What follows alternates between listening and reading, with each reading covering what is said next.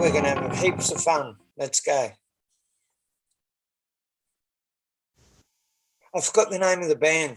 I'll work that out later.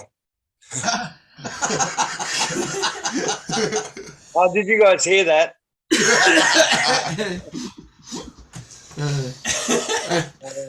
How are you? Yeah, we're good. How are you? I had a big night last night, so. Okay, let's start off with who are you guys? We're Litter. I'm Matt. I'm Corin, the drummer. I'm Nathan, the guitarist. And Sam, the other guitarist. Excellent. Thanks for taking your time to be on the show. No, man. Thank you. Thanks for having us, yeah. Excellent. So, what are you drinking? What are you drinking? Isn't that a big part of the... Long neck. Yeah, right. Good Fuck Lord. yeah. 1 o'clock in the afternoon. Yeah. Do this every Saturday. I actually had a big night last night, so I'm really still a bit pissed. So where did the name I can't remember come from?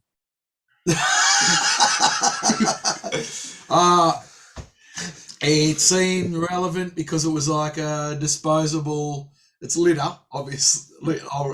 Just for your benefit, it's litter. It's on the merch. Yeah, we got merch. It's on the t-shirts. Yeah. It's a pig. Yeah. So it's obviously like a disposable material, but it's also a cluster of new life. You know. Oh, excellent. Like a litter of cats or or a litter of drunk cunts. Well, and you could also say one man's rubbish is another man's. Yeah. Yeah. Is that a kitten?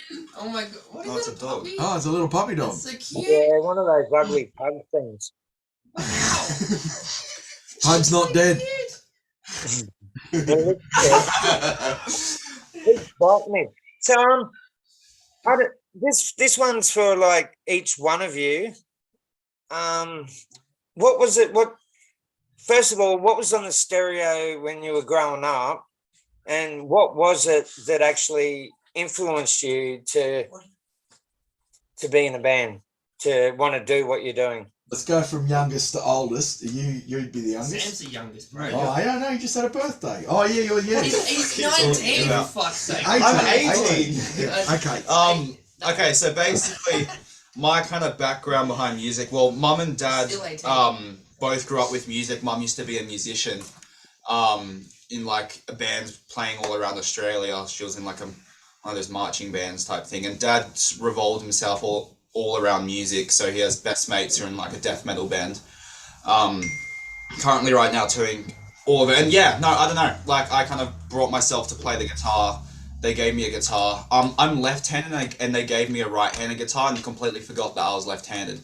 So I learned how to play guitar, right-handed being left-handed, which is something pretty cool. And an extras. Yeah, literally. And from then on, just playing guitar, listening to a bunch of music my dad would put on for me. Then I just kind of learnt to kind of divert into all different types of music. So from jazz, to classical music. I really like listening to the Baroque period of classical music, and I take a lot of influence from that type of music. And kind of from all these different types of genres of music, I kind of learned to build, like an understanding through the guitar. And then from then on, I've always just been like, if I'm playing guitar, why the fuck didn't I start a band? You know what I mean? Or be in a band, be in a project to play that, to show people what I can do. So it was just like, fuck it. And then Matt brought me onto this project, and I was like, fuck yeah, I love punk music. It's never something I thought I'd be in as well, and something that I'd make in my own time. So to be in something like that, and Matt to trust me to play guitar for something I'm not super used to playing, I thought was pretty cool. Cozzy? Yo, Well, before we start with the next, the 19-year-old, the 18-year-old, can you just like swivel over a bit? Oh, yeah. Half your face. Sure, that's fine. Is that better? Now. Yep, excellent. I look as pale as a ghost. Yes, if you want me to. What was on the radio when you were a kid? Yeah, so I'm 25, and I was born in 97. So you're not. Um, So this isn't in order of age because you're younger. Mm-hmm. So shut up. Oh, it's me. Yeah, you're Yeah, up. it's you. Nathan's up. Oh, yeah. What was on the radio when you were a kid? Well, okay. I don't know. I didn't grow up into like a particularly like musical family necessarily. Like my parents were really into all sorts of different bands and stuff. But as I was growing up, it was mainly like a lot of things like Audio Slave, Soundgarden, Foo Fighters, Nirvana, things like that that really caught my interest initially because when I was really little, my mum and my auntie like were really into like new metal, so like Korn and Limp Bizkit, things like that. They have their place, but it wasn't like when I was young. It wasn't really my thing. I don't know. Do they have their place? I don't really know. It's an arguable. Yeah, and I don't know. It wasn't necessarily my thing though. But what really like caught me off was I ended up finding a bunch of like smaller bands. All sorts of like Butthole Surfers and I don't really know if Tad is small, but like I don't know, things like that. And yeah, I got really into like specifically Nirvana as well because of things like that. And yeah, I just watched these bands play and I was like, damn, that's the emotion that I'm after. Like that sort of, because I was a really pent up kid, so I was like, okay. And then I found punk rock, metal, things like that. I don't know, it just sort of fed that little gap. All right, 25. You're up. So, Tad, you mentioned Tad. Are they that electronic sound band that? I don't know. They're sort of like they're very. I don't know. They're very. What would you say, Corin? Oh, I don't feel educated enough. They're one of the early grunge bands from Yeah. from the Seattle scene, early 90s. Yeah, so that's sort of like noise rock, I guess, sort of. Along vibe. with the Melvins and Yeah, like that. exactly. Yeah, Melvins are a good one. Yeah, L7. yeah. No, yeah. Just I'm really into my grunge. Grungy. Matt, Who Nick, the hell did it go from? Oh yeah, so I grew up in a household with my mum and dad. I'm an only child, and dad used to play things like Bob Dylan and Neil Young and mum like Janis Joplin and Zeppelin, and she actually got me on the Sabbath, and that was good. Fuck Like yeah. Sabbath. When I got a bit older, I got into like Guns N' Roses in high school, and I got into Megadeth, Metallica, and then I got into I was really hooked on Iron Maiden when I was 15, and then I got into System of a Down, and yeah, I love a lot of metal and punk and shit, but I really also love country, rap, reggae, fucking I don't know, For sure. electro synth pop, and Devo, and Yeah. weird horrorcore. I don't know. Yeah. So and I play drums. I've been drumming since 2007, and Who's your most influential drummer, would you say? I got a top 3. That's a good question. Bill Ward from Black Sabbath. fuck yeah. Jimmy Chamberlain, Smashing Pumpkins, and the drummer from System of a Down, John Dolmayan, who I saw in 2012. Kills it. Yeah, Yeah, I love fantastic. his stuff. Too good. And me, Matt, you're up. when I was a kid, we used to listen to Beethoven on the wax cylinder. That's fucking sick. That's so Man, fucking Maggie May by Rod Stewart was number 1 when I was born. That should be some indication of just how old. And that's one of my favourite songs, to be quite honest. Yeah, So- right. Yeah, I mean, I missed the Beatles by 1 year. That's how old I am. Yeah, I'm a 70s boy myself. Yeah. Well, I was I I did was the able smart to see thing, mate. bands in the 70s. I did the smart thing, and I wanted to tour a bunch, and I wanted to really work the shit out of this album, and I wanted some fresh blood, and the best fresh blood in the world is your neighborhood, fresh man. and all of these people, all of these young people, they're like not committed, to anything beyond their guitars and hamburgers, and that's what you need. And I don't have that anymore. Because I'm 1,000 years old, so I don't have that friendship group anymore. So I'm very, very fortunate to have to be, you know, Yeah, yeah. totally. Yeah, I get it. Can I just ask one question?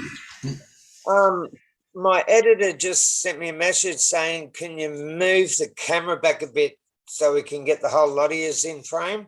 No, the camera's attached to the big TV, but how about I just go here? Where are you going, Colin? You don't have to go back. I'm getting the decoration in the photo in the shot. You can just I hug took him. this as an opportunity to introduce this right now. We got to make it look better. I'm doing some interior design right now. Right, We'll make there you it- go. Is your Colin editor Scaries, comfy mate. now? Perfect. This is Mike Myers. He's our friend. He's going to just death Fuck's stare the going camera on? for the next half an Oh, hour. I'm not sure. So we're making a music video tomorrow that's got a bunch of serial killers in it. So Excellent. we have Michael on hand. Excellent. Now, have you heard of the Radio Reject? Of course. Yeah, well, they do a lot of songs about movies. Yeah, they're very influenced by 80s stuff, aren't they? Yeah, definitely. Yeah.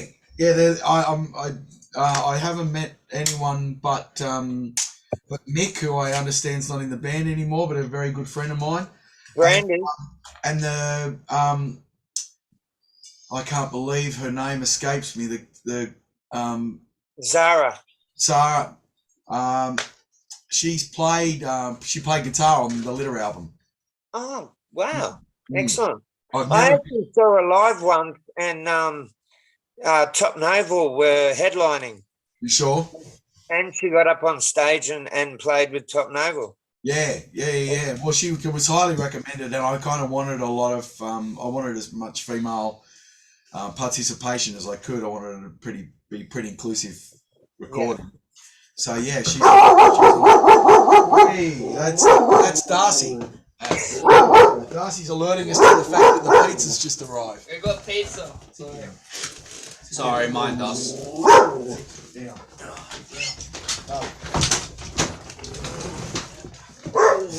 Anyway, how are you today, Matthew? It's good to see you. I like your tattoos, man.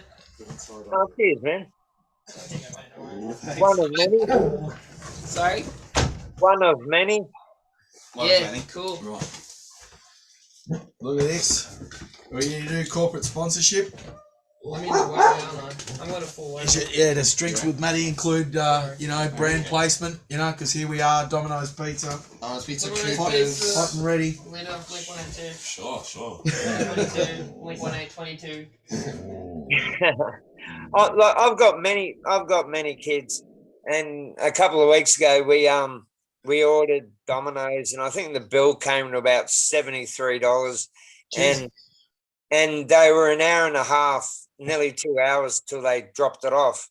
Right. And my wife's going, no, I'm not happy, and we got the whole $72 worth of pizzas for free, Hell yeah.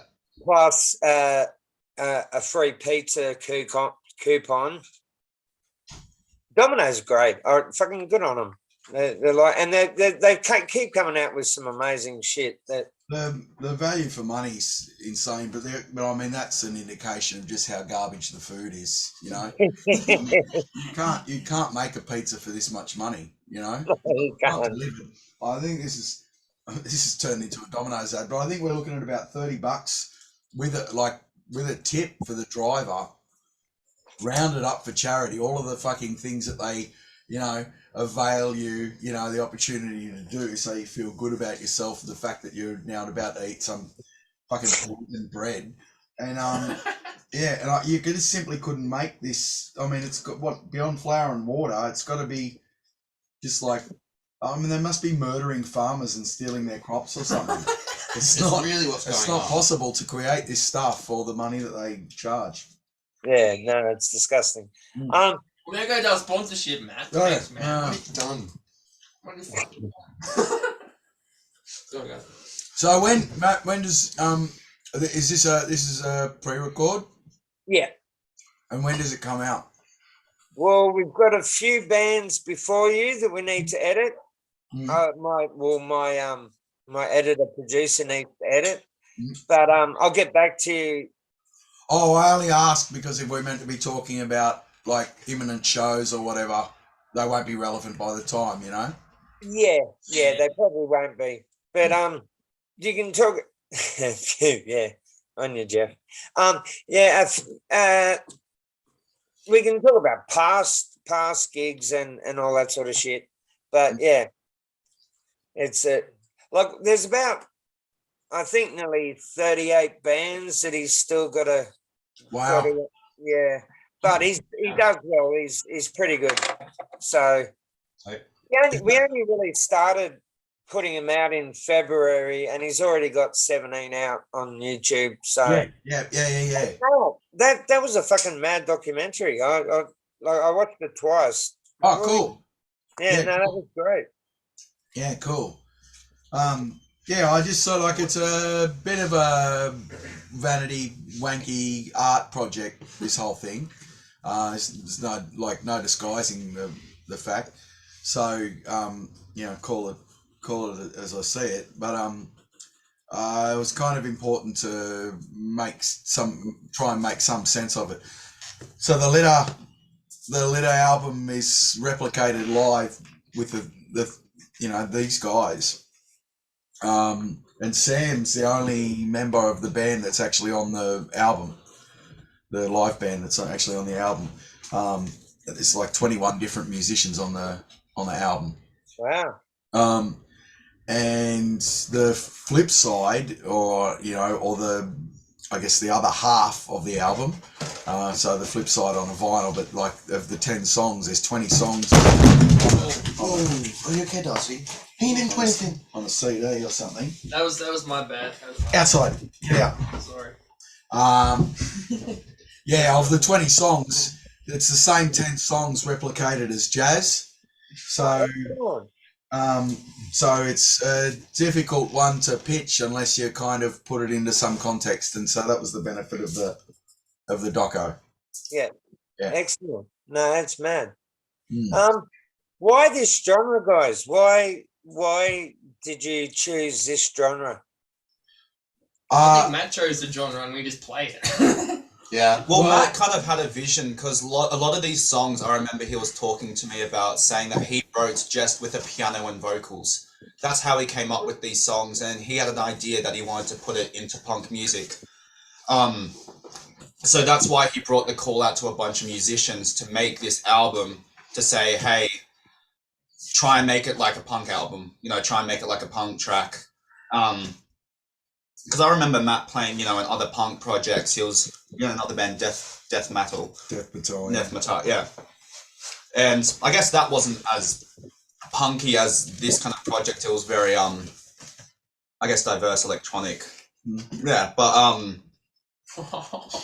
don't know. I guess that was kind of Matt's approach towards it, because he was the one that wrote most of the songs. He just gave them to musicians to try and replicate in a different type of format. Kind of similar to that jazz album, that once all these punk stuff was done, he had the idea and the vision of making it sound like a jazz record, and that's what he's done. I think if you're gonna do something, this is the second Litter album.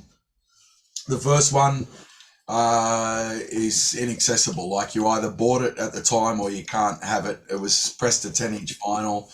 There's very, very little digital footprint of it. There's 2 film clips online, but there's otherwise it's not on Spotify or anything, and that's intentional. It was designed to make a very a fine arts thing, like something you hang on your wall and you've either got it or you haven't. So those guys, I really enjoyed being in that band and working that process. So when I wanted to do it again, and they weren't available due to location or interest,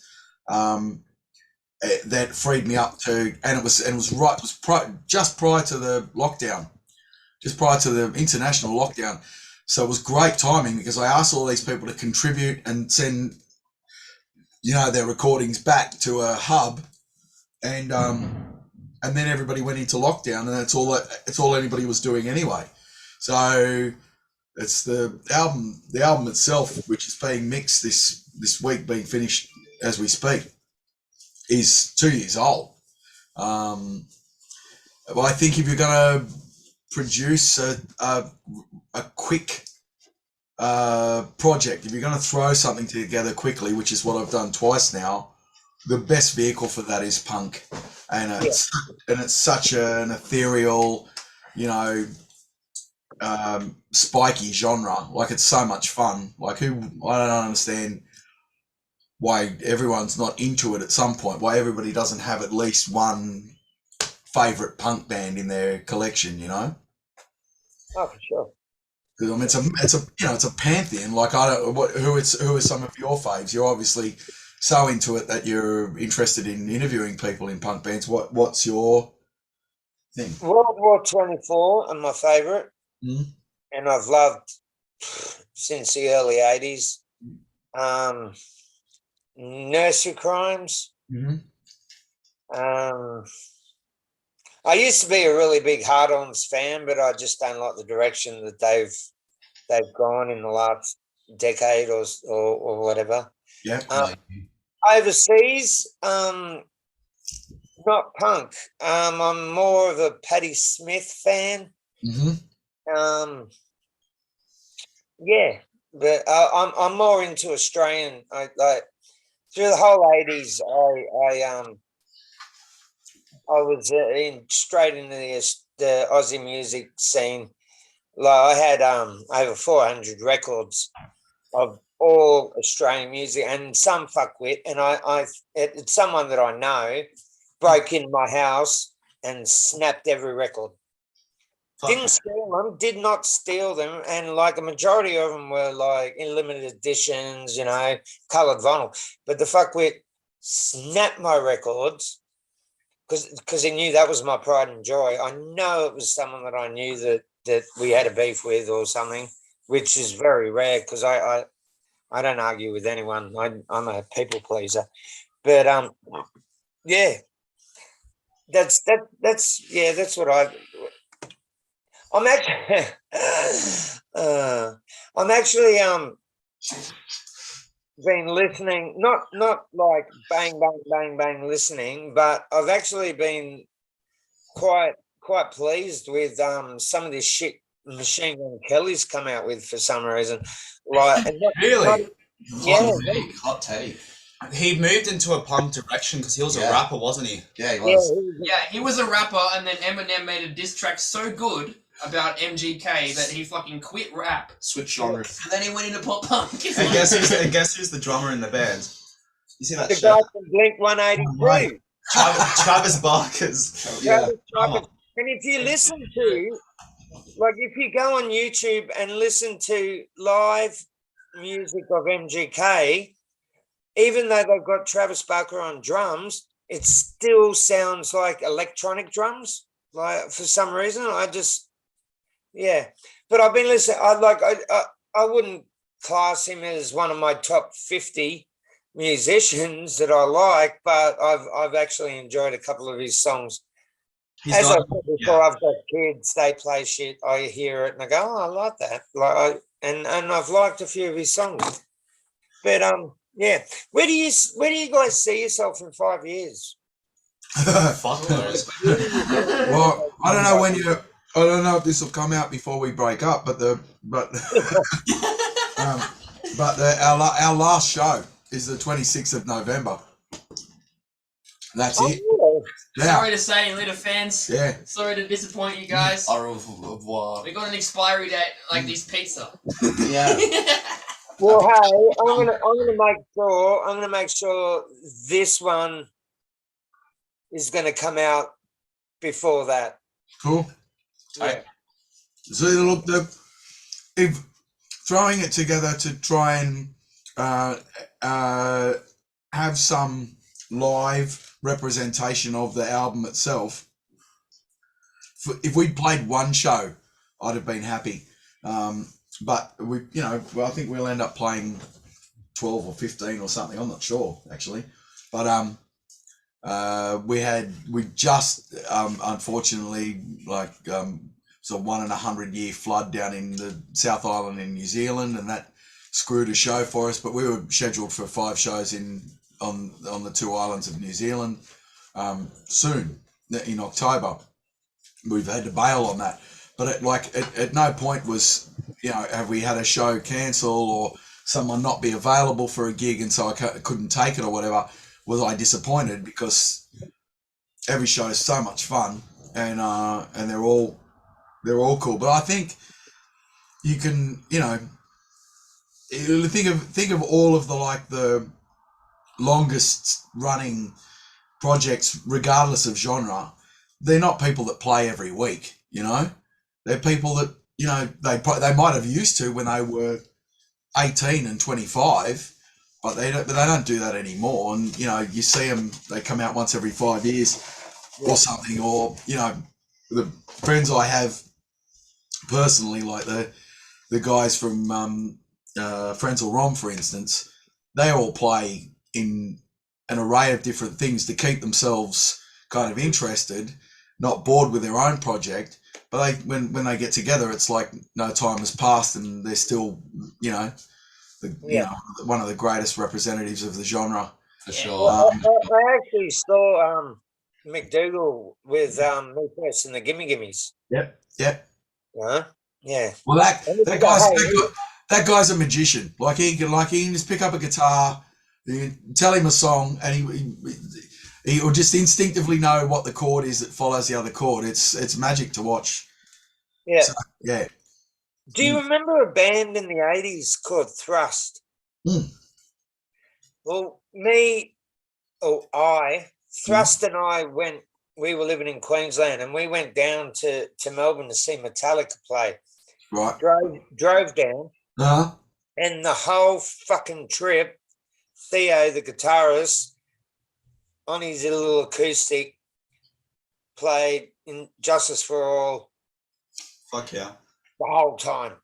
Like, by the time we got to fucking Metallica, I didn't want to hear him. I was just thinking in my head the whole fucking time. And he's one of those guys, like, that album had just come out. Because it was the tour for that album. And he's just fucking... Yeah, Thrust were a great band. I've been trying to get on to Theo because I'd love to see what he's doing lately, because we grew up together. And, I'd really like to. Have you ever had a situation where you've gone, fuck this, it's not for me, don't want to do it, I want to go back to Brickland? Well, no, because I'm a bricklayer. Like, in terms of just like, a workaday guy. I mean, I don't think any of us aren't, but it's not like I'm not a career musician, and I imagine these guys absolutely can be if they apply themselves. This is what they could do they're all brilliant, and they're all really skilled, and they're all really affable and amenable. So there's no reason why these guys couldn't do it. And I did play 2-3 shows a week through the 90s, in a couple of different bands, and then into the noughties. But by the time you hit, 35, definitely by 40, you gotta slow down. You got different priorities. You get kids like yourself. You got your priorities change. I remember seeing an interview with Billy Bragg, and they was like, "Oh, you've lost all your bollock," and he was like, "No, I just got older, and and there was no more Margaret Thatcher. My biggest problem was pushing my baby's pram and realizing that a car's muffler comes out at pram height, and that becomes my next thing. So I think if you're a musical artist that expresses yourself through the medium of punk, your priorities change, your focus changes, and so there's a song on this Litter album called "You Get to Be 50," which is just an old cunt whining about being an old cunt. There's that great line in that Tism, Morrison's Hostel. Do you know that one? Yeah. On Great Trucking Songs, and he's like complaining about Jim Morrison and all these teen depression idols, and he's like, get your kids to school on time, try and get a train from Flinders Station, pay the mortgage, and then you can write a song about genuine pain. You know, like that, and I think that's a much greater. It's a much greater insight Yeah. to the rigors of just living past the ethereal fun times of of being young. So I mean, these guys could definitely be career musicians. They're all like, none of them are conservatorium trained, but they're all that level of brilliance that they could apply those skills, and they could be in their own punk bands, or they could be in a jazz band tomorrow, or any of them could be in one of those horrible fucking Sony prostitute bands where they just wheel out Guy Sebastian or Casey Donovan, and they play for them, and they do a tour, and they, you can make money in the industry if you're prepared to just suck heinous quantities of cock. I never did, and I never have, and so I lay bricks for a living. Realistically, I clean toilets for a living, but you know what I mean? Like, It worked for a regurgitator. I sucked a lot of cock to get where I am. Yeah. During the same sort of thing happened during the COVID. The first lockdown, I was bored shitless. I was fucking bored shitless, and I said to the wife, I said, I'm going to start a show. I'm going to start a show interviewing Aussie punk bands. Blah, blah, blah, blah. She goes, it's not going to work. Fucking blah, blah, blah. She didn't like the name. And I've gotten, since I started doing this show, like I'm in my 50s. Since I started doing this show, I've gotten a new burst of what would you call, of youth. I've started going back to seeing bands because like we've got 8 kids. So what was you're a fucker. Yeah, we've got 8 kids. So I put my life going to live bands, going to festivals. I put that all on hiatus to be a father, to work and do all that shit. But yeah, that's one for me. That's one of the biggest things that came out of COVID for me. I got a new lease on life. Yeah. You know what I mean?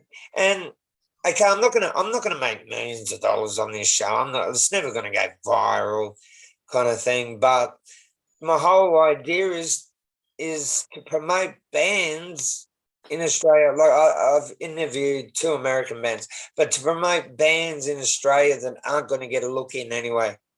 Yeah.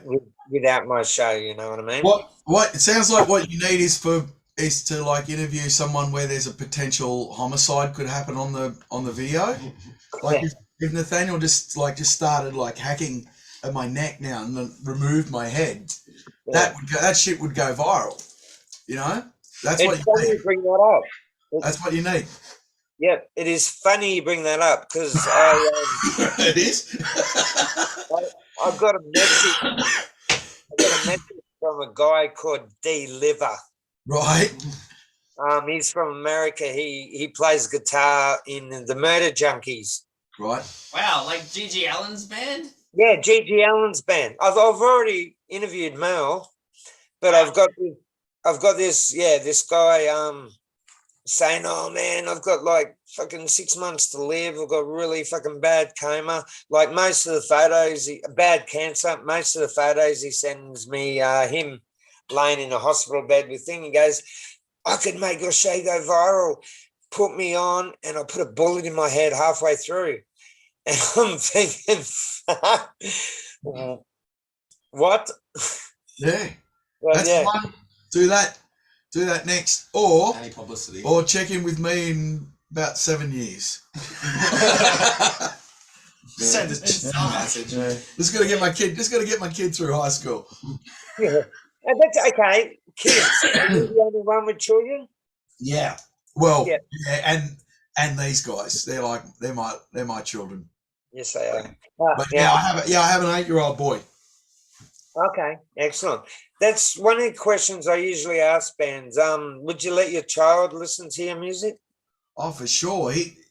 He's the sweetest, most intelligent kid, and he comes in. He's like I badger him to practice his saxophone, and he came in the other day and he like played this like little line, and I was like, oh man, that's cool. And he said, don't you recognise it? And I said no, and he said, oh, it's one of yours, and it was a Litter song. No way. Yeah, Wow.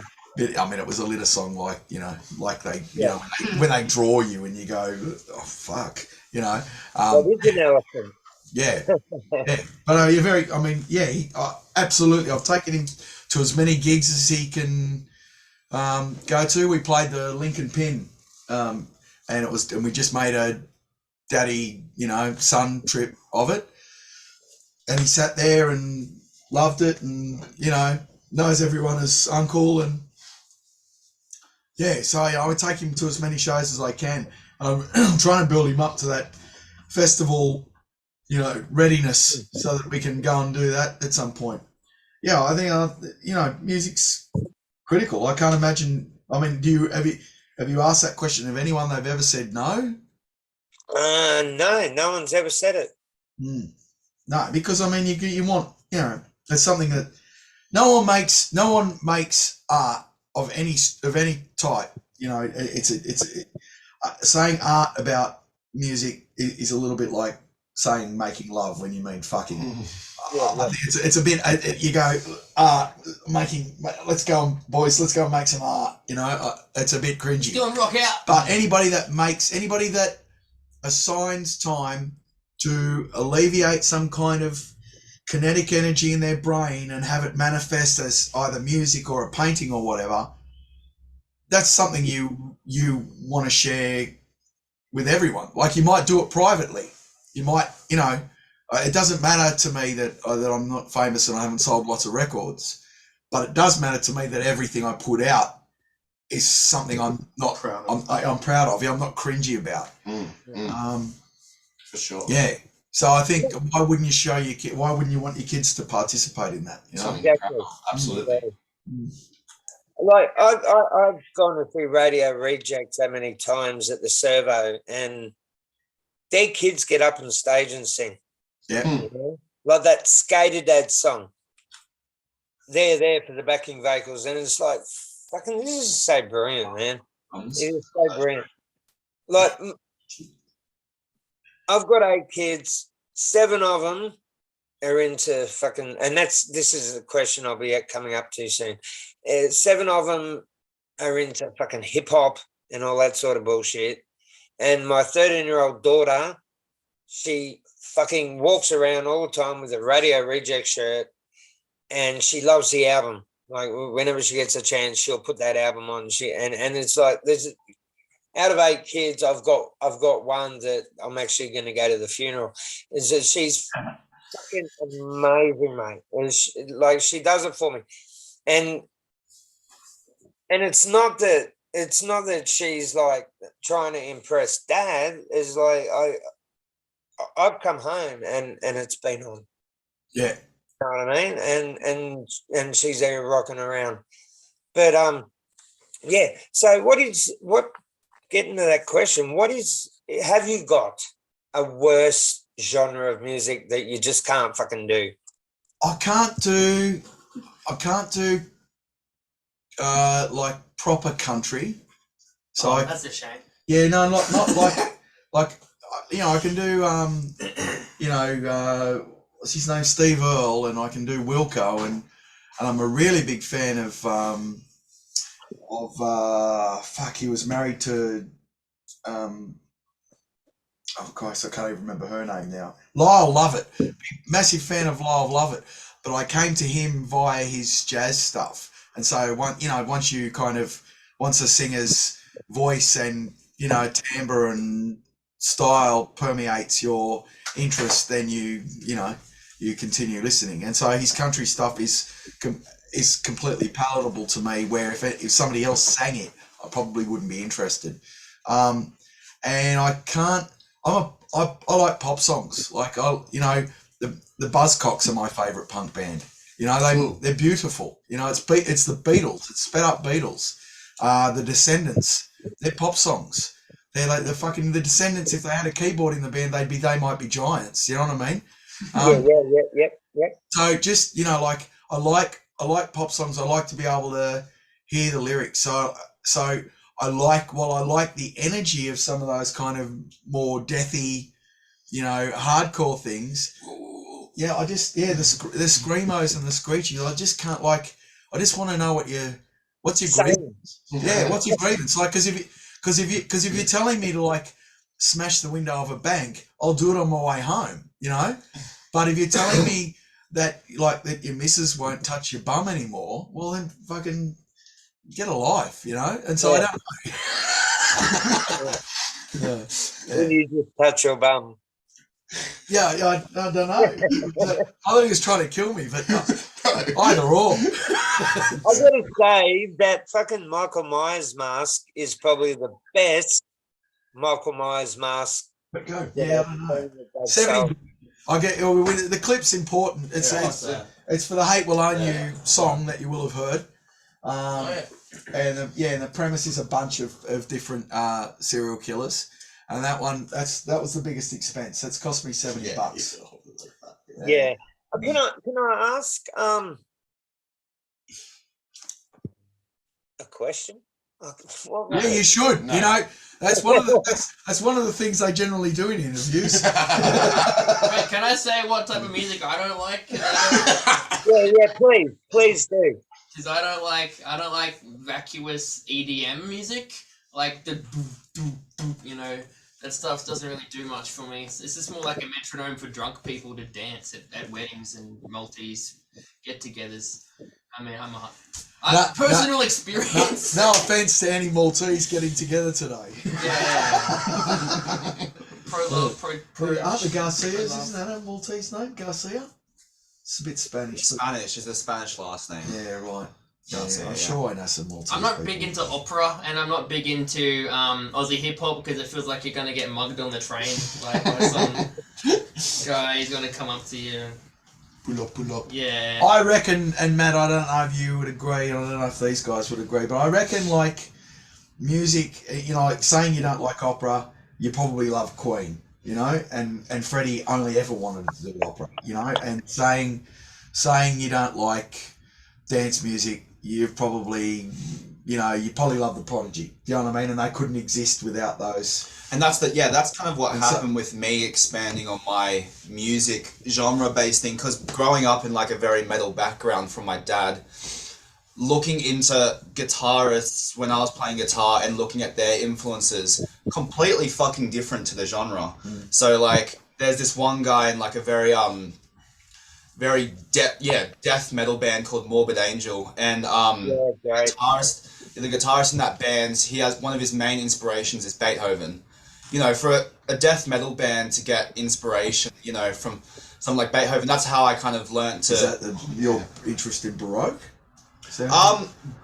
Well, that was just kind of on the side after listening, first of all, stuff through school and education and stuff like that.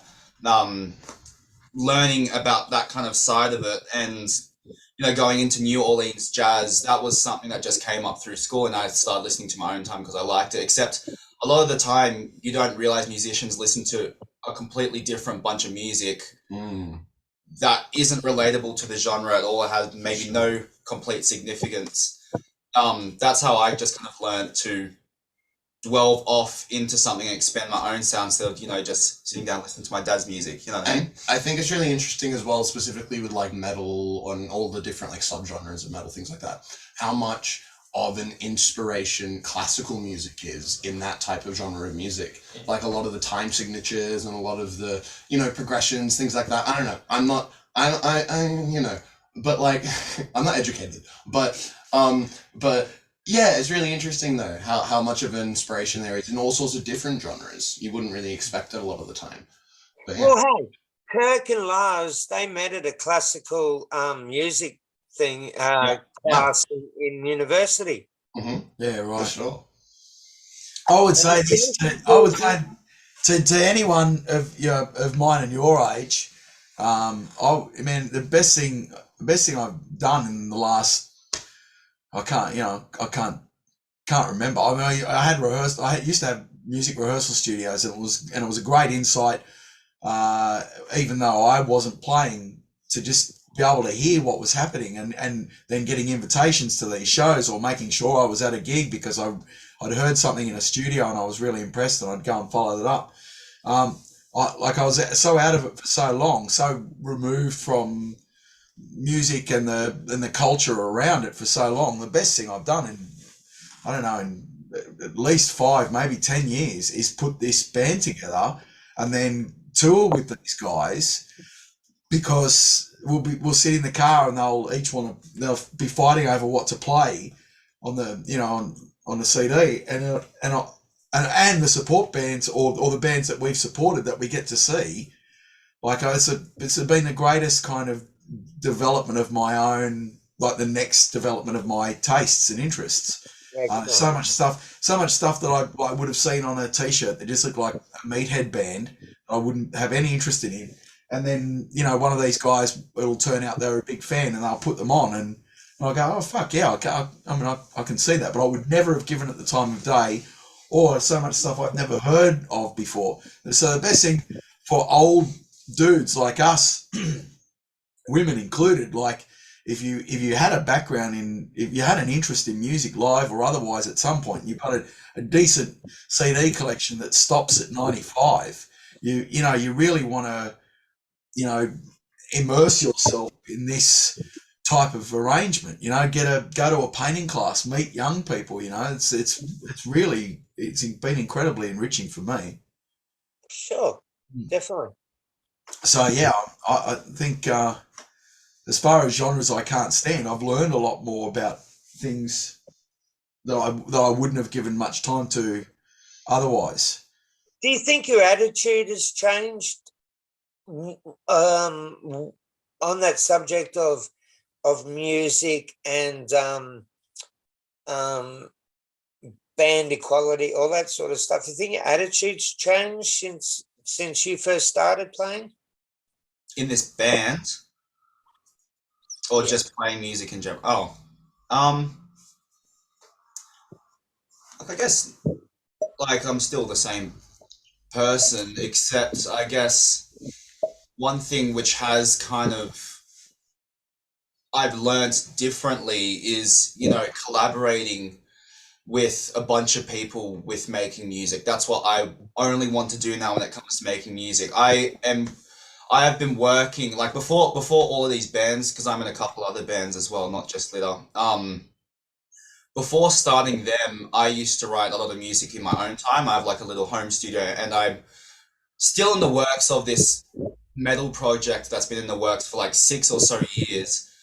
But then now, being in these bands and working with people, sometimes it can be a fucking pain in the ass, because sometimes people are very one-sided. But when you find the person that is super open to collaborating with someone else, and that's what I'm lucky enough to have, in these 3 bands, that's what I only really want to do now when it comes to making music. Of course, you write stuff in your own time, but bringing it to someone else and having someone else's view on it, it's like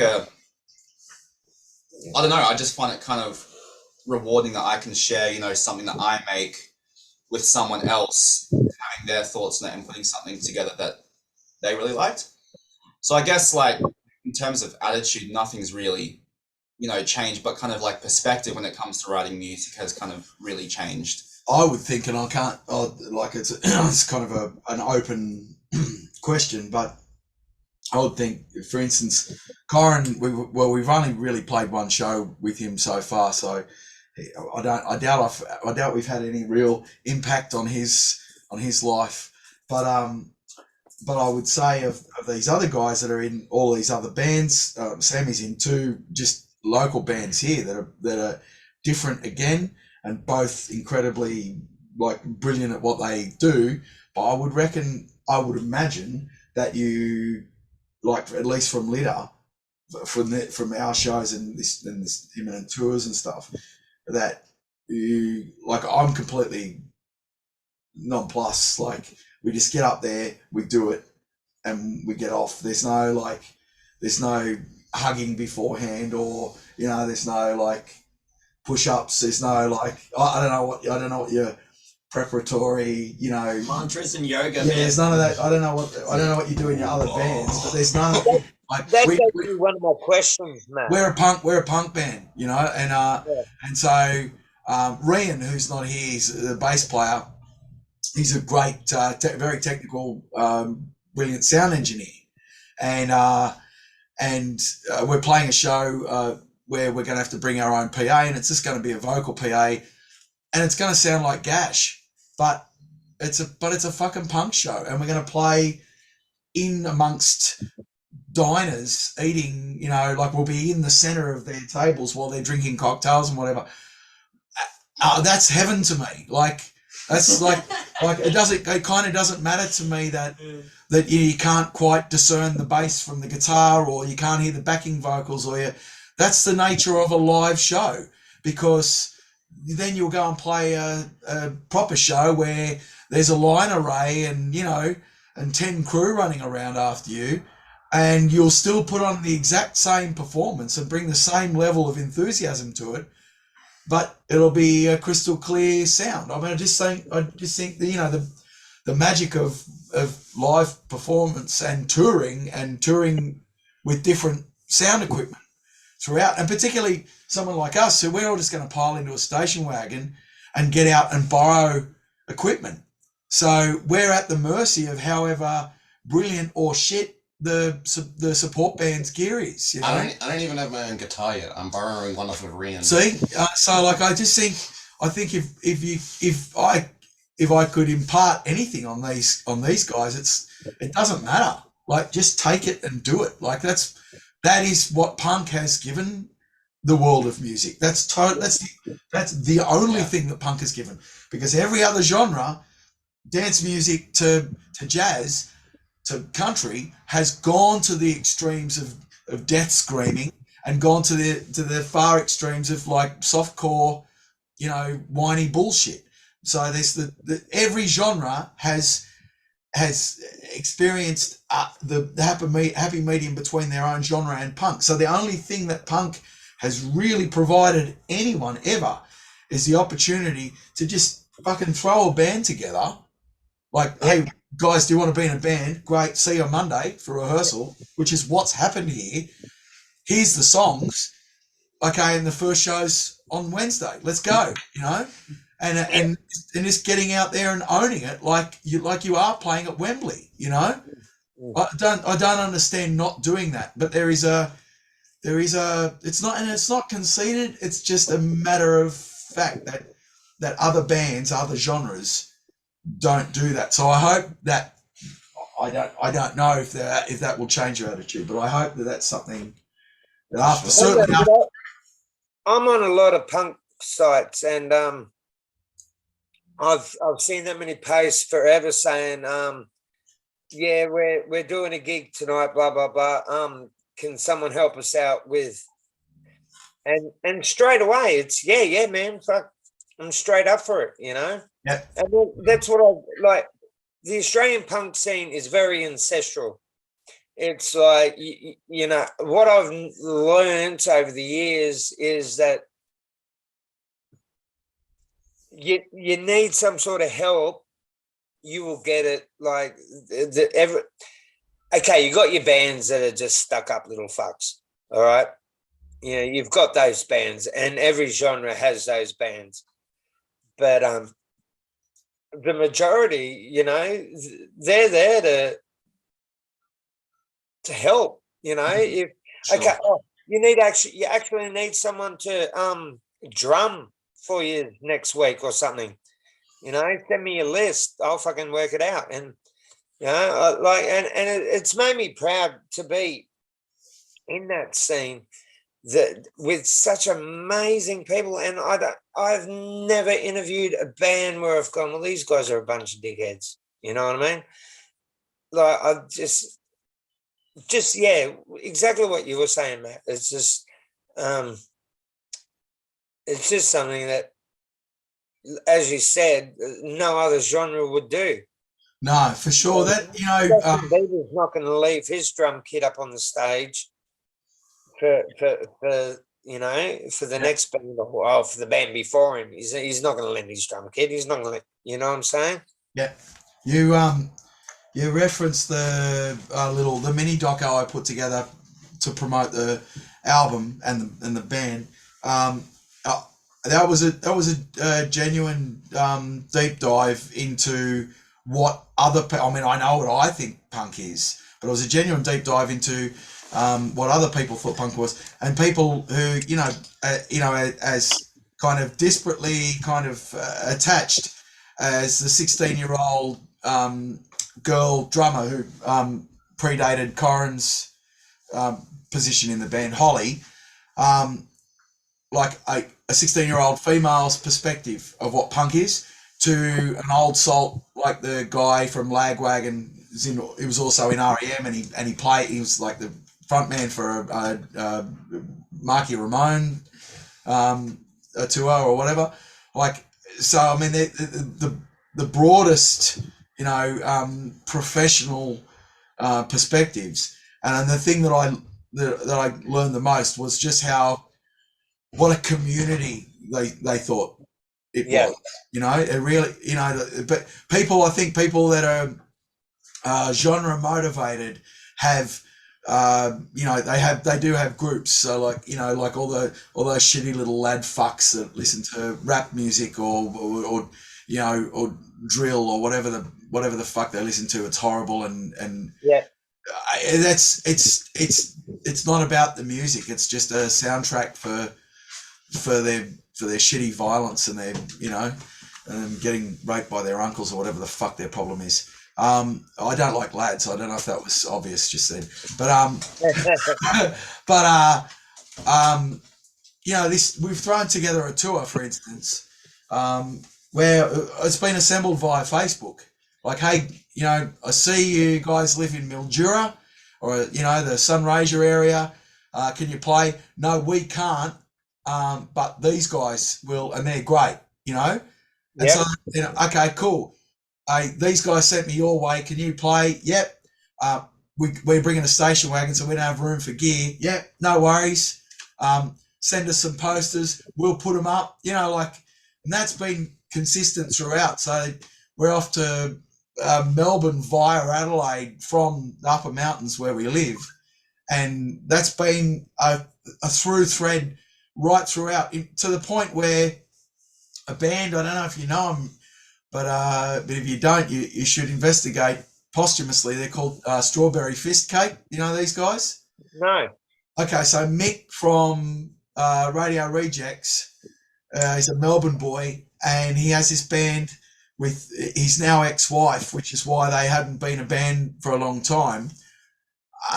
They've, despite everything, have buried the hatchet so that they can reform to play, a show with us or for us. Like, I reckon they'll end up headlining. It makes the most sense. But, that's the type of people, they don't just book the show. They make sure you've got a couch to sleep on. Yeah. They make sure you got food in your belly. Like, I've never been to a punk show out of town where the support band or the headlining band haven't turned up and made sure you're okay. It's exactly what you're saying.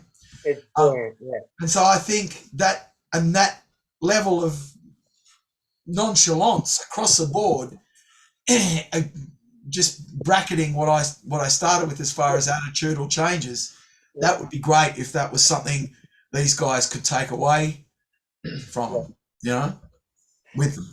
Yeah, that's fucking amazing. I really love what you just said then.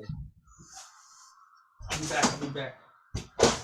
And as there was a statement or a conversation you brought up before about how you G up yourself to do a gig. Okay, so like we've got Rollins, he meditates. G.G. Allen used to masturbate before a show. Okay.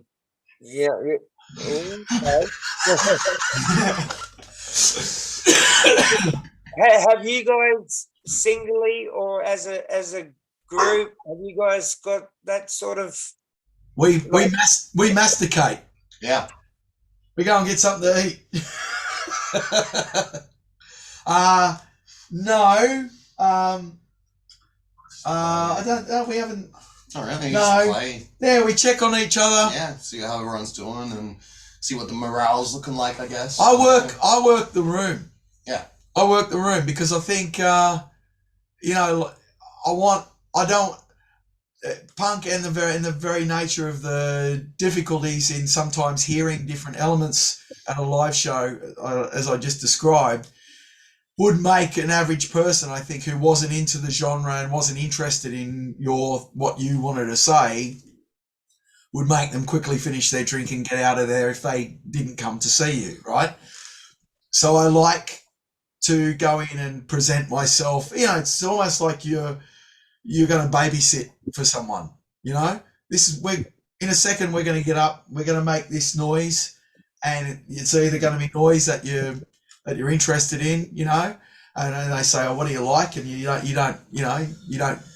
make it glossy. You just go, "Oh, look, it's punk," "Oh, it's not that screamy stuff, is it?" Well, it's not. I mean, I don't scream, but like, yeah, I suppose, Taking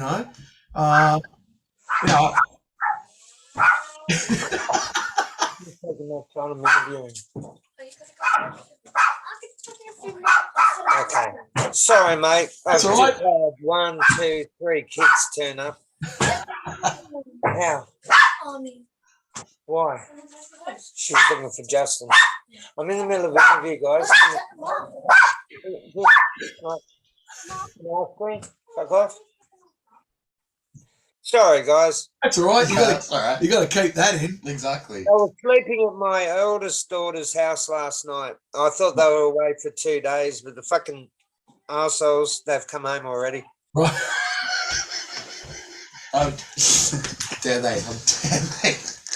Put them away. Usually I've got a back shed. Usually I lock them in that. Just Put them outside when it's raining as character development. Yeah. Anyway, that's all. I think that's how I. Corin, you were away, but how do you rev yourself up before a show? Have you got any methods? Any techniques? Snickers, Red Bull, punk rock on the earphones. Right. Stretches. He has a whole list. Limber Rob. Well, yeah, I suppose a drummer's Have a got a different Yeah. thing. See, for me, like, I'm fucking crippled with fucking gout and arthritis at the best of times, so I already work the stage like Quasimodo, so kind of doesn't matter. Like, I can go out there and break a leg and I'll still put on the same limping performance. Sometimes for me, it's just warming up the fingers. That's Yeah. really it.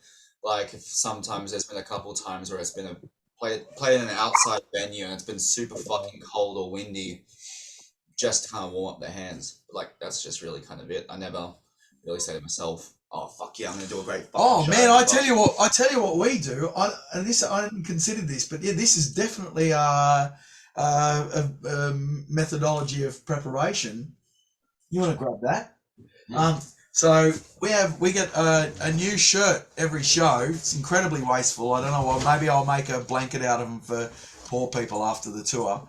But we get a white shirt, and we write on it what we hate. This is my one. It says magpies in swooping season because Right. I don't like getting swooped by the.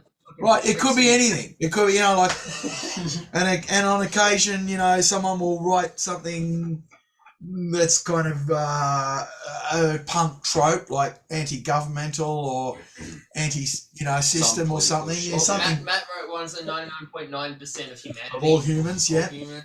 So oh, go away. Edgy. Sorry. all right. Nice. I will knock you the fuck out, I swear to God. Sorry, mate. I'm back to you. So yeah, our it's a bit like the concept is one like where they burn the Buddha money for the people in the afterlife. Yep. Like I think if we write something that's really shitting us that day or maybe that week or whatever, and we go out there and we burn the stage with it as a kind of hate-filled ambassadorship, I don't know, somehow it will, we'll alleviate ourselves of that. That's the premise. That's the concept. So I think yeah, despite anything, and that gives us an opportunity to catch up and talk. And what are you writing? Oh shit, I didn't know you felt that way, or mate, are you okay? So I think better than better better than anything. That's probably yeah. Yeah. That's better than sit ups and whatever. Oh, for sure. Well, going back about 10 minutes. Have you ever been put on a bill like the Sex Pistols when they went to America? They played in front of 20 guys with cowboy hats, and have you ever been to a gig that you just thought, well, whoever fucking promoted this, whoever fucking put us on this bill, needs a bullet? What have you had that situation? Why you say it's my one? No, because the only show Corin played was a gig at Frankie's Pizza by the Slice. I mean, you guys are welcome to an opinion, but maybe there's others that you haven't felt comfortable at. But Frankie's Pizza in Sydney, I got to tell you, it's closing down, and if you haven't been, you're an idiot. You've got to go and Definitely experience it. It's not like any venue in Australia that I've ever been to. No, I agree. I saw the meanies there a few times. Right. Yeah. It's Mad venue. It's a great room. The staff, who regularly rotated because I've never met the same person there twice, are always super helpful and super friendly. They couldn't be more gracious.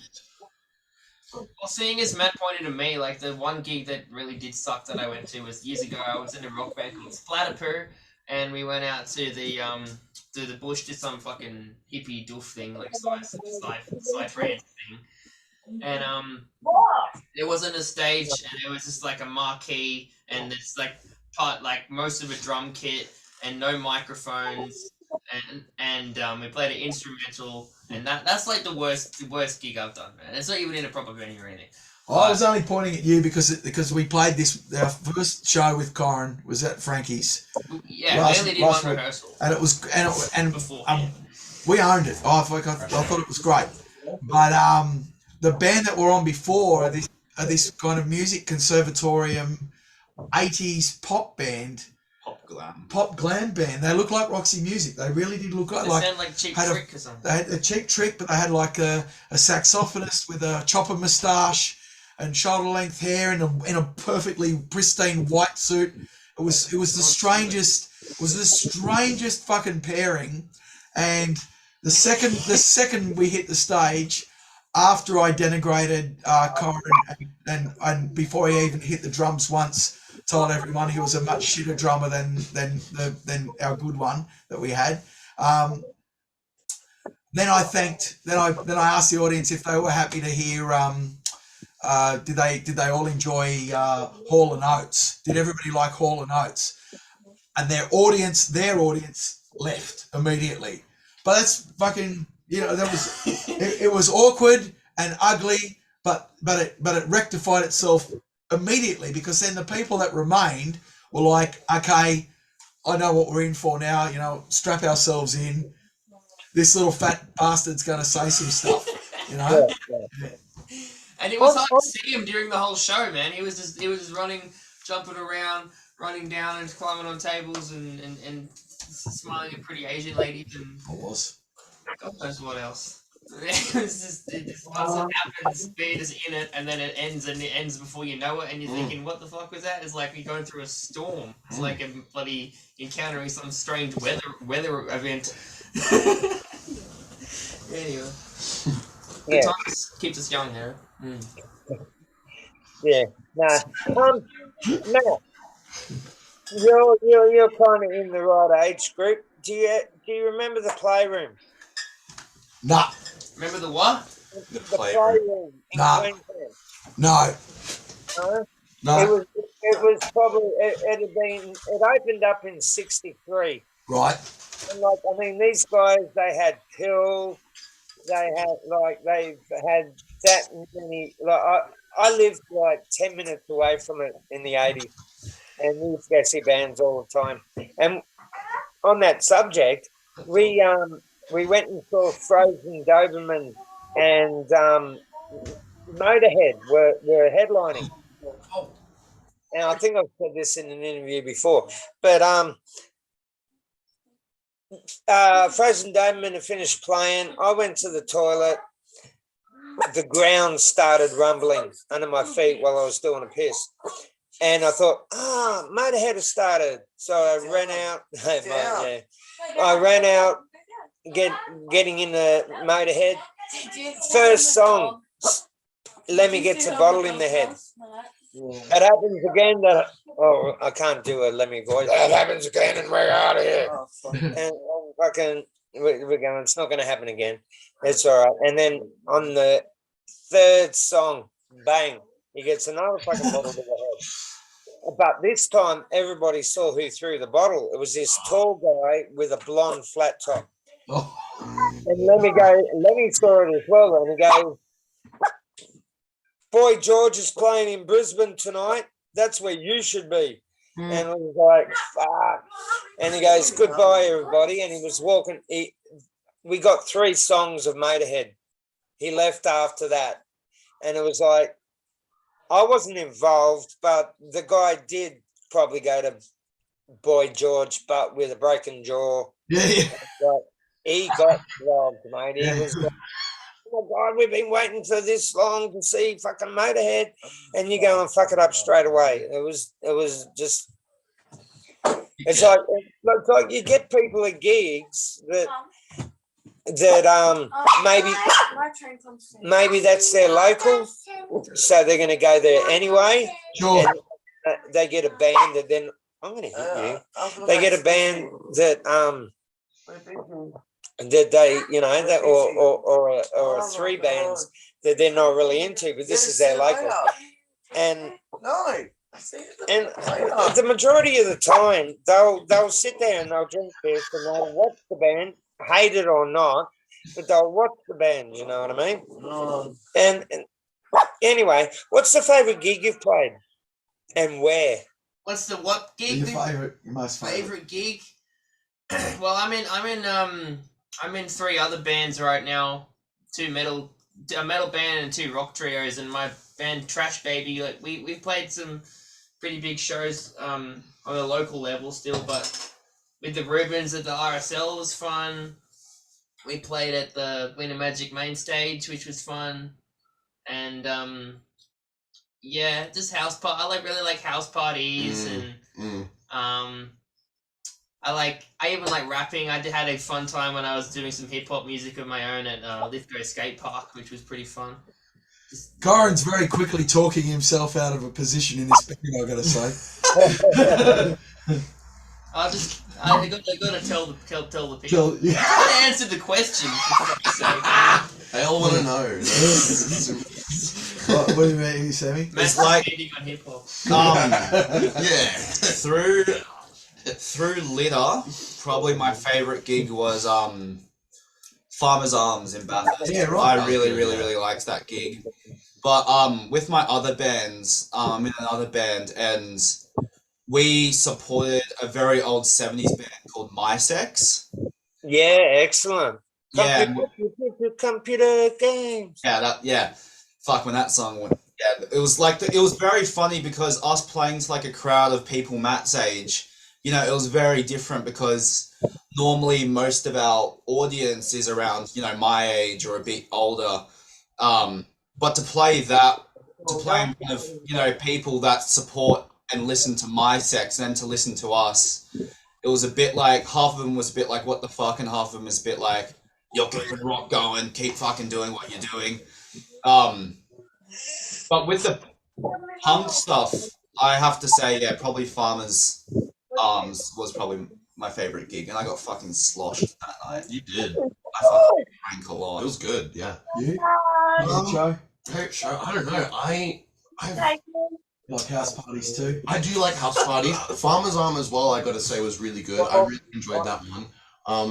I don't know. I just like playing. I've done a few house parties where I did some so I was in this band called the Florin a few years back, and I did a lot of Nirvana covers, and that's pretty cool because I got to pretend like I was a rock star, and everyone at the house party was, you know, getting fucked up, throwing themselves around and falling over each other. And there's this one guy in the background of this house called Gates, and he's just puking in the corner and things like that. No, I gotta say though, yeah, I'm up Corin's alley where I really liked just like raw like energy. So Farmer's Arm and Litter was really good in that regard because that was the one that the at Bathurst, right? Yeah. Yeah, it was so cool. It was like this awesome bikey, like almost bikey-esque pub. It was a bikie bar. Yeah. It looked very like American Texas style. It was super cool. Like, and you know, they had massive like metal band posters up there, like Pantera.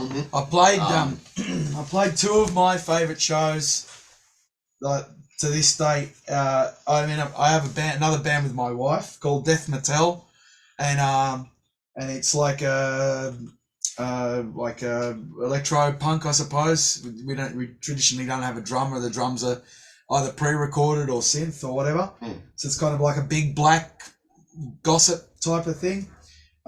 Anyway, it makes touring very easy, and so I played in a version of Death Mattel in the States, and we played in this basement. You know, a lot of American houses have a proper basement, and it's where all the infrastructure is. It's where all the pipe work is, and it was such a so many people had turned up, and it was like a Wednesday night too, and off the charts loud, and there were loads of bands. It was like a little mini festival. There were bands playing in the lounge room and bands playing in bedrooms. Cool. And we had this show in the basement, and it was probably just enough room for 50 people, and there was probably 70 people in there, and they were just going ape shit. There was like, when we finished the gig, there was blood on the walls, there was blood on the equipment.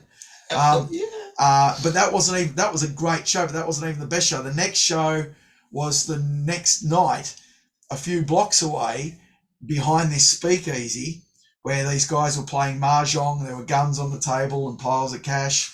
We had to get through them, and the speakeasy was just this tiny little bar where we plugged our drums through the tannoy system that they played their CDs through.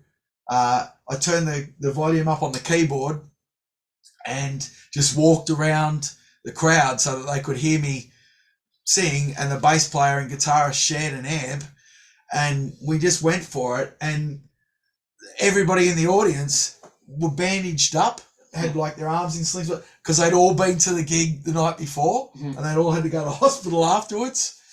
So that's one that I'll tell the grandkids about. If only I live that long. And then that same tour, we played off the Castro in San Fran. We played this gay biker bar, and it was run by a guy from the Pansy Division. Do you know those punks that were signed to Fat for a while?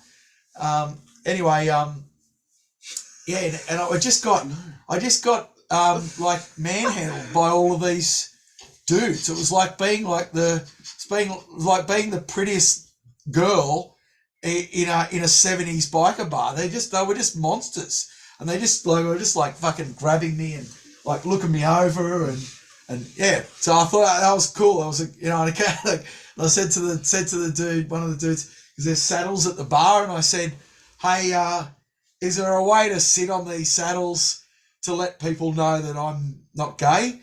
And he went, darling, no one's going to think you're gay. It was such a slap down. Yeah, but I loved it. It was a great show. And they're very political, they're incredibly political, because they're so, in that country, there'd be no gay rights in the world without the Stonewall movement, And so those people, they know how to fucking punk. They punk hard. And and so it was a great show. So they're my two favourites. Really small. I played to huge audiences, but they're hands down they've been my two favourites. Excellent. So okay, has everyone had a chat? Has everyone answered that question? Yeah. Yeah. I reckon so. Corin's upset because I shit Candy's rapping. Okay. So you can do this together or singly. you're a promoter. You've got the job to put a 5-band gig together. Who would those 5 bands be? It can be dead, alive, any genre. Fuck, man. Like, the thing is, for a gig, it's kind of like how Matt was saying before. Everyone, like, for us playing at Frankie's with that complete different other bands, like, is that what someone would want to watch? A fucking glam Yeah, rock band it's a with festival. a punk thing? It's a So festival. it's a festival. Yeah. Okay. 5-band festival. With us included, or just No. anyone? No, it's our dream bill. Any- Sorry, Matt. You're on mute. You muted yourself. You muted yourself. We can't hear you.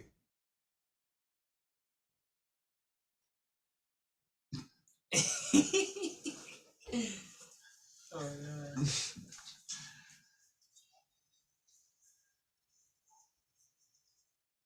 Well, that'll make editing easy for this bit. There you are. Hey, you're back. Yeah, sorry guys. I muted because I had to abuse my family. That's fair enough. That makes sense. Honestly. So, yeah, no, I had to be okay. Okay, no, Matt, you start first. I want to go last. What I did. Yeah, go.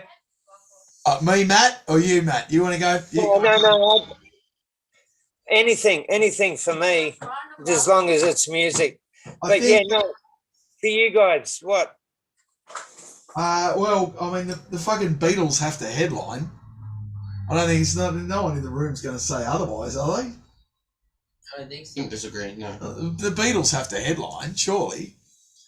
If we talk, if the sky's the limits. Fuck.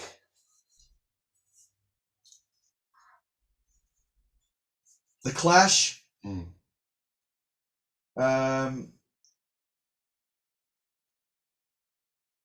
The Specials, but the late 70s, 80s period specials.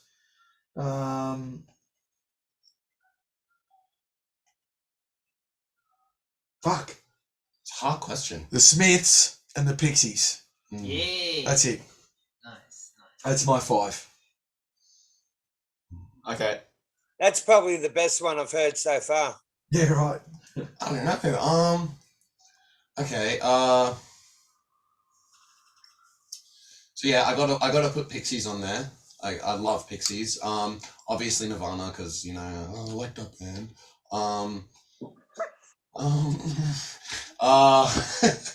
Fucking Sonic Youth, really cool. I really like off topic Thurston Moore's solo stuff he's been doing on guitar. It's really cool.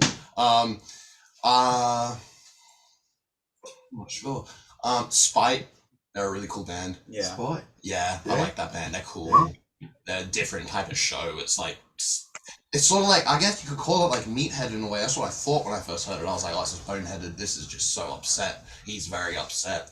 And then I learned the extent of how upset he was, and I was like, oh, this is kind of cool. Anyway, so how many have I done so far? So Nirvana, Show me something. Pixies, Sonic Youth, Oh, fuck, man. I didn't even... Yeah. Jimi Hendrix, and anything he's been a part of in It's general. come up a lot. Yeah, I'm sure. And another big one. I really like Bad Brains. They're really cool. I'd love to see them live. That'd be so awesome. And yeah, that's my 5, I reckon. Mine is just funny being like a punk rocker, but I would just think of my top 5 bands in order of like fame or whatever. This isn't my favorite band, but I think I'd get the Grateful Dead to headline. Cool. For sure. No, hey, fucking no. And then I'll get I like Tom Waits, so I'll have him. And I'll have in no particular order. I'll probably have Primus, Fuck yeah. Devo, and then maybe Caius is my favorite band of all time. Can I add a sixth? I like the Beach Boys a lot. They're quite cool. I'm not. But yeah, let's bring Jerry Garcia back to life. That would be good. What about you, Sammy? Okay, so I definitely know I'd want to see Black Sabbath play. You know, so I'd put that as my number one. Who's vocalist? Huh? Who's on vocals? It's gotta be Ozzy. It's gotta be Ozzy.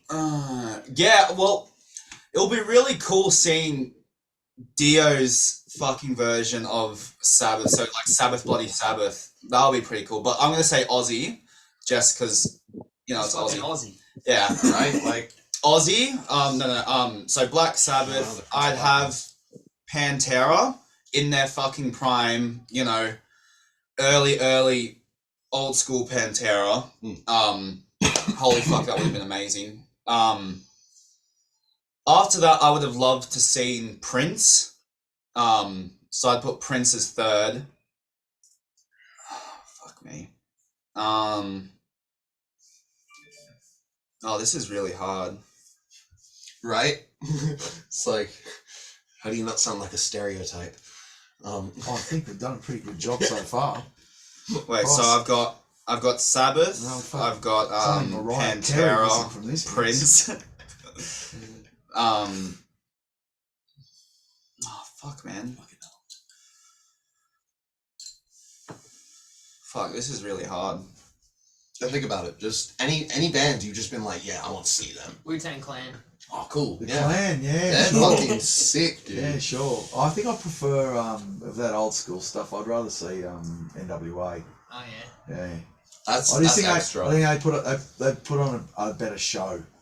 And it's a whole movement too. Fourth, right? I'd do a Brazilian metal band called Sepultura. Sepultura. Yes. Like fucking in the. But But I'd put it in the phase before Roots. I'd put it in either the early shit. So there's an album called Schizophrenia. Holy fuck, that album's really, really fucking killer. Excellent. Yeah, and then the fifth one, I'd probably put.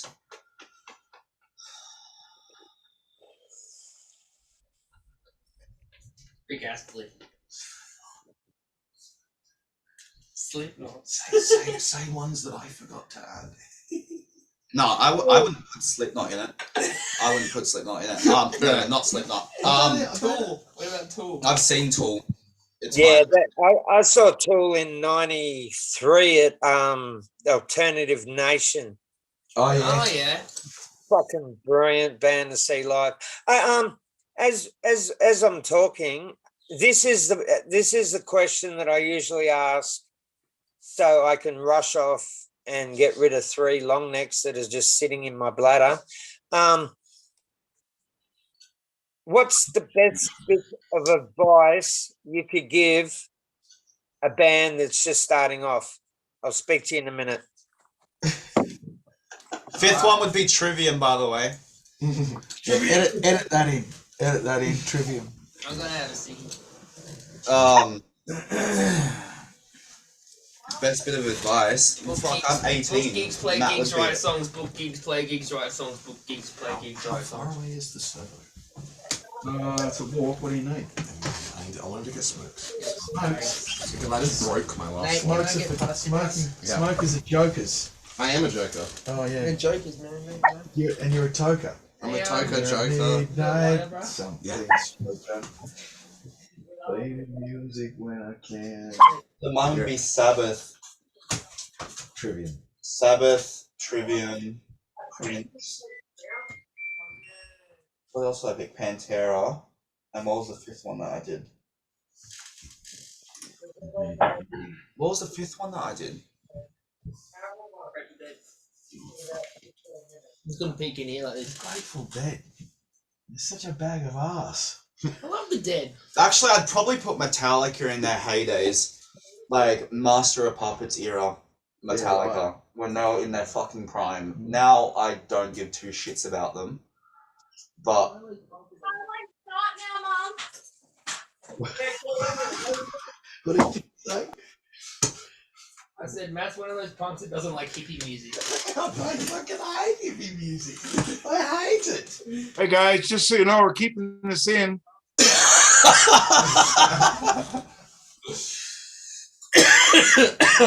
My last pick, I'm changing it from Trivium to like Master of Puppets era Metallica. And you're on mute, Matt. You're muted. So it'd be Sabbath. It would be Sabbath. Prince. Pantera. What was the other pick that I fucking did? The Trivium Sepultura. Oh yeah, Sepultura, early Sepultura, and Master of Puppets era Metallica or earlier.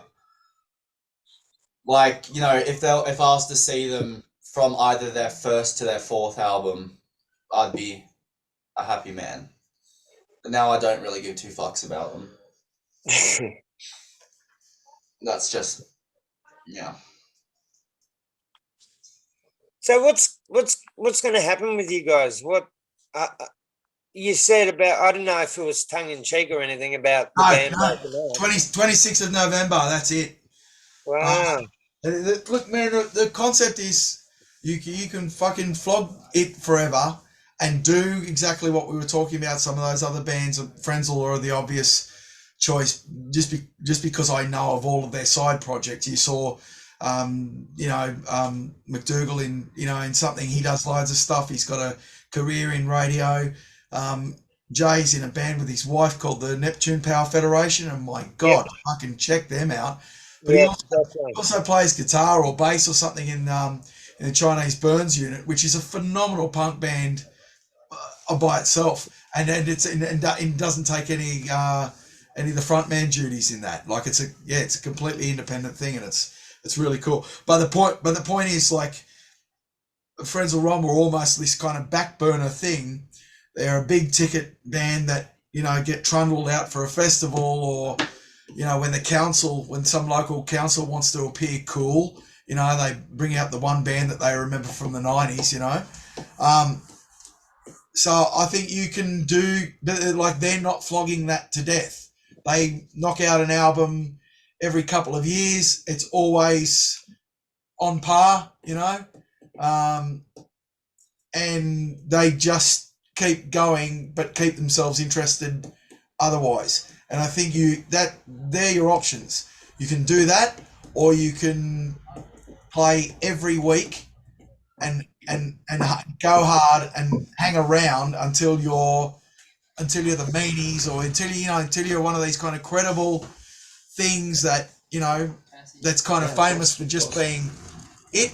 I know all those guys are in other things too, but you know what I mean. And Litter, it's a true passion project. I really fucking love it, and I love how it sounds, and I have so little to do with how it sounds. I knock these songs up on a shitty keyboard with 2 handfuls of thumbs, and then I present them to people who can play, and then they demo them, and then I send those demos out to people, and they send in their contributions, and we compile this Frankenstein of, wonderful musicians with all of their pantheon of influences and whatever. And then I put another band together to replicate that album, And these are my guys, these are my homeboys. We'll tour together, and we'll love each other, and we'll live out of each other's suitcase for, 3 months. And then that's it, because you can do this and end up fighting because everybody's had sex with my wife, and they should, because she's beautiful. Well, I'm just saying, she's hot. I'm saying, you should. My wife's hot. That's all I'm saying. If you had sex, So are you sure that's your kid? what's that? Well, the poor bastard looks like me, unfortunately, so probably.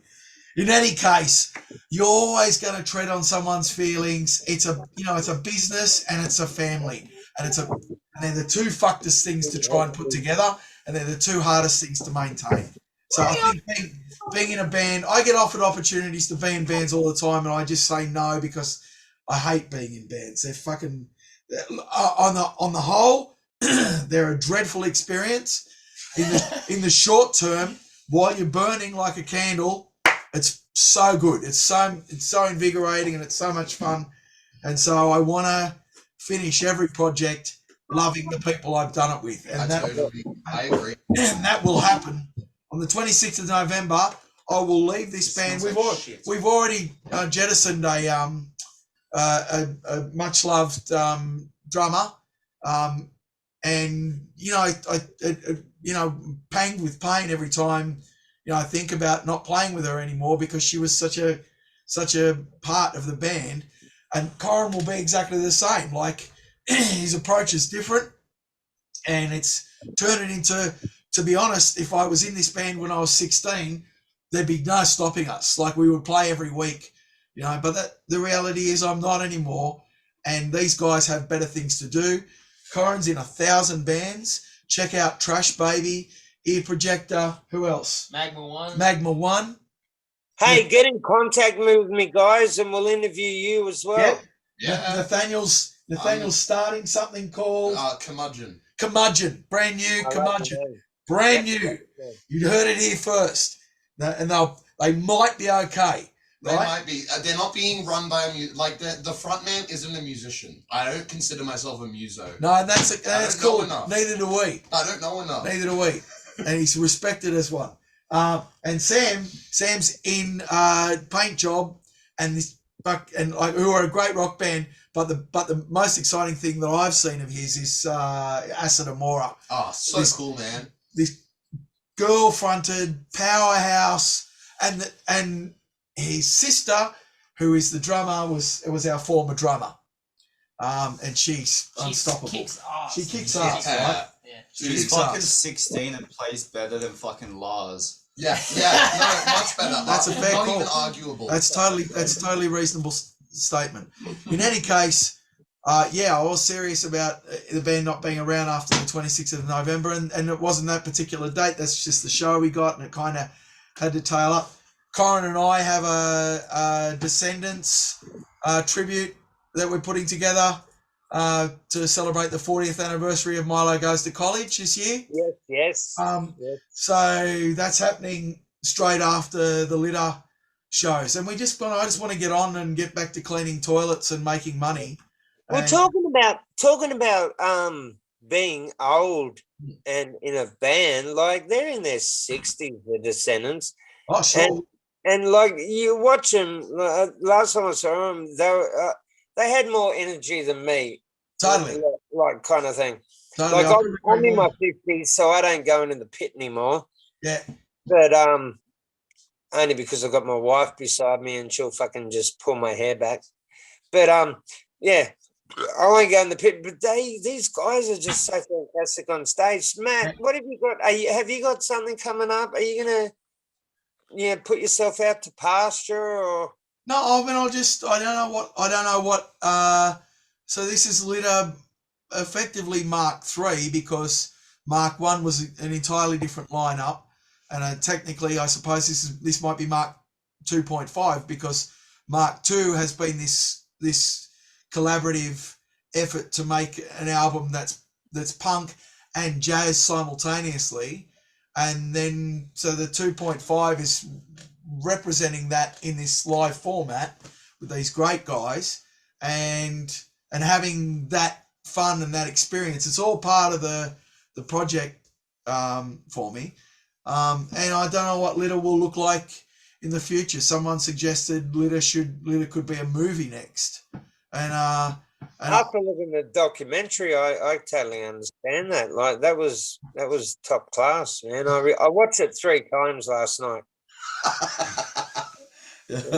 More times than my mum will. Yeah. Mine too. Yeah.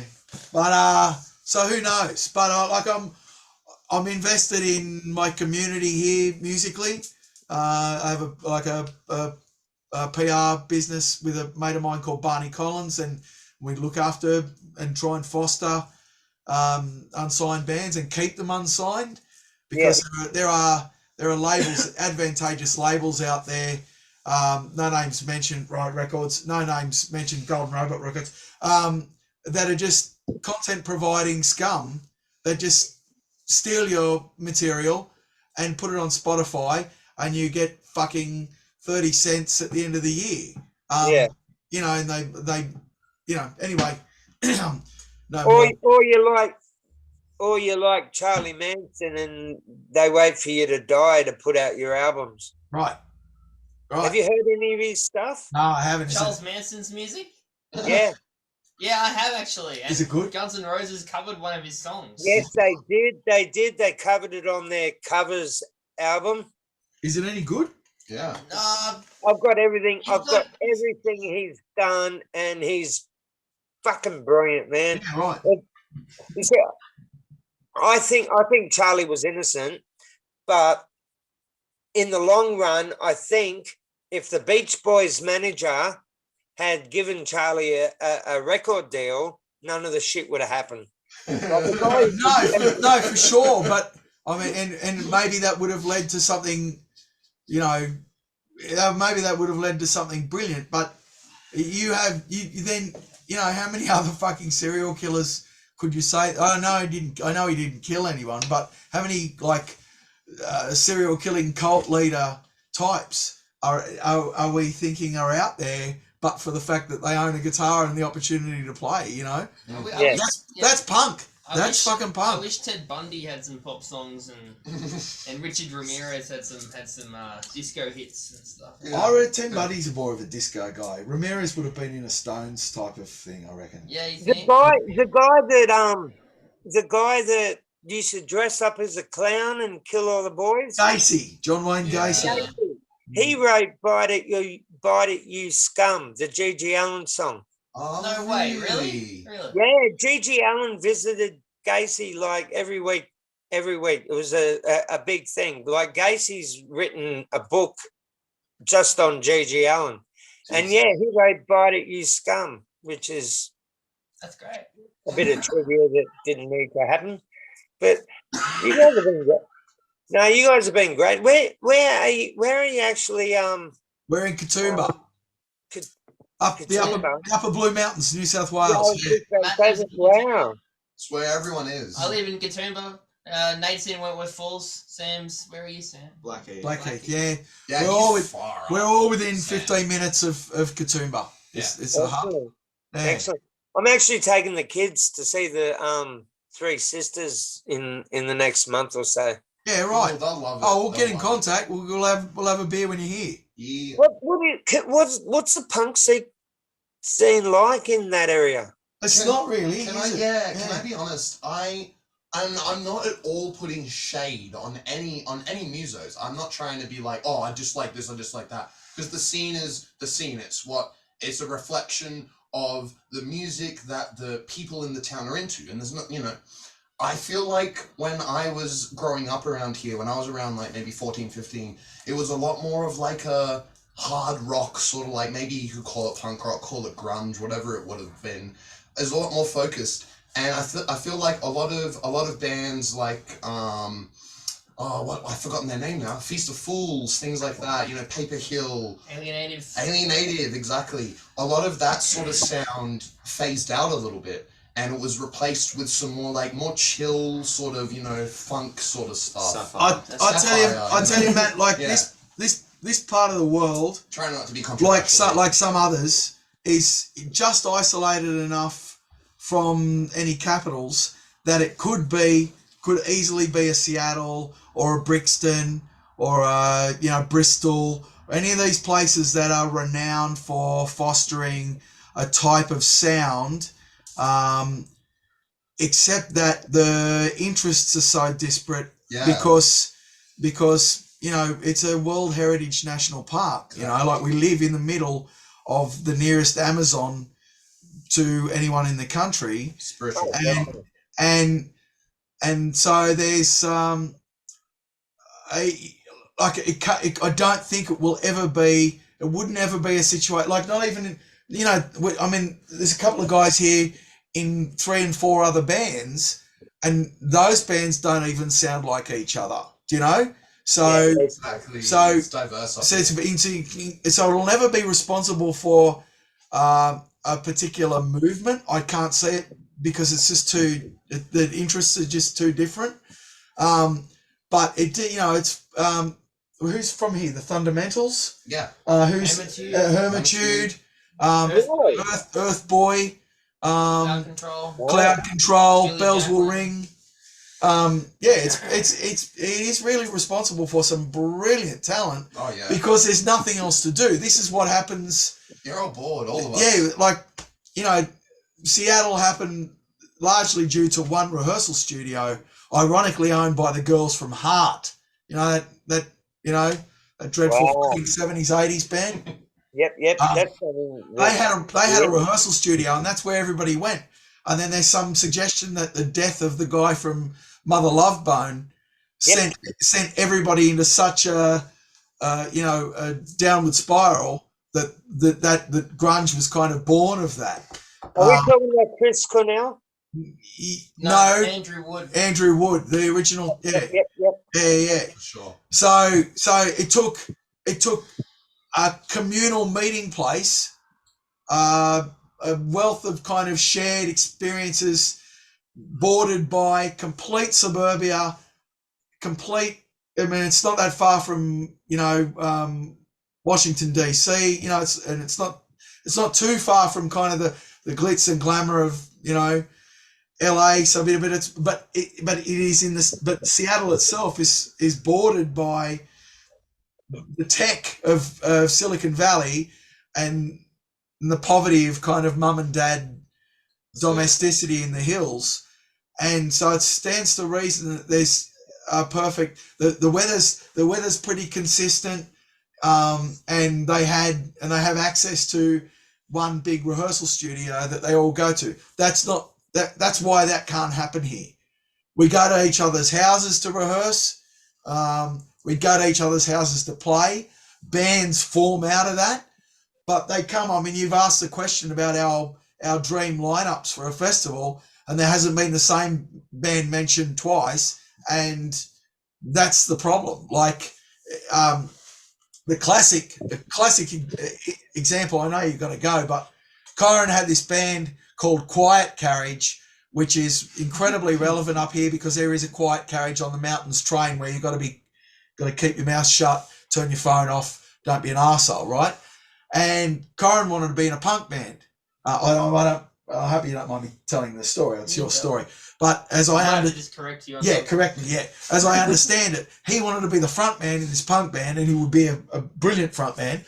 But as they all started jamming, Changed. things. You were in that band too. Yeah. You were in that band too. It was So. great. So these other guitarists brought in their metal influence, and then it became a screamo thing, and Kyron was relegated back to the drums again, and so it became this kind of screecho metal thing that no one member of the band was particularly interested in because they didn't follow the code. This thing here, I've gone learn these songs. I'll see you on Monday night.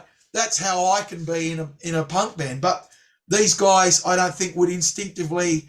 This wouldn't form without me. Do you know? Not that I'm some great catalyst, but without that, like here's 10 songs, learn them. That wouldn't happen. Bands do happen up here organically. Every band I see up here is fucking amazing. Like it really is a brilliant place to come and watch live music. But they're not. They're all so different. And before you go, real quick, I know it's not very punk to, be like, oh, you're really good at this, man, and like, but you should give yourself some more credit, Matt, because for some people, you have been a bit of a catalyst. I don't know. We're jerking each other off here. I'm not trying to do that, but like, I haven't been playing music for multiple years, so Litter for me was like this cool fucking opportunity. I don't know. But yeah. Sucking you off, mate. Yeah, it's good. It's feeling good. Just gonna put my hands. Like I've always asked the question: who influences you the most to be in a band? Blah blah blah. And I've always waited for someone to answer and say, "These guys are my influence. These guys." The band. I tell you why that I don't, and don't fucking mute me. But I tell you why it's a stupid question. Well, why I think that, and I mean everybody asks, and it's a natural question, because you want to understand why you like or dislike what you've heard of that band, what made them make that tonal decision, right? Yeah.